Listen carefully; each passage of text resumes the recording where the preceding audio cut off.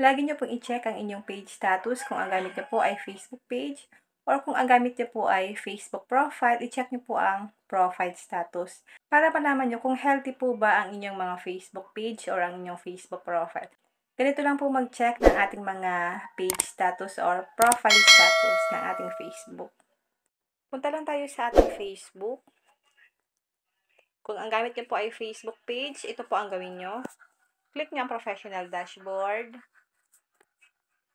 Scroll up.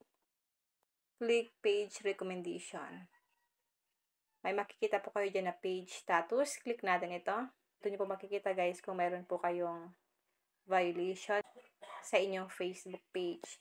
Click nyo po ang monetization.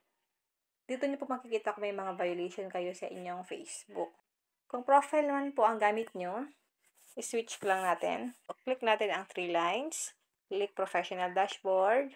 Scroll up natin. Click profile recommendation. Dito nyo po makikita kung healthy po ba ang inyong Facebook kung may violation. Click natin ang profile recommendation. Click profile status. Lalabas kasi dito kung meron po kayong violation or flag content sa inyong Facebook. Kung may natutunan ka sa aking video, huwag mong kalimutan i-follow ako para ma-update ka sa mga susunod kong video. And now, thank you for watching. God bless you all.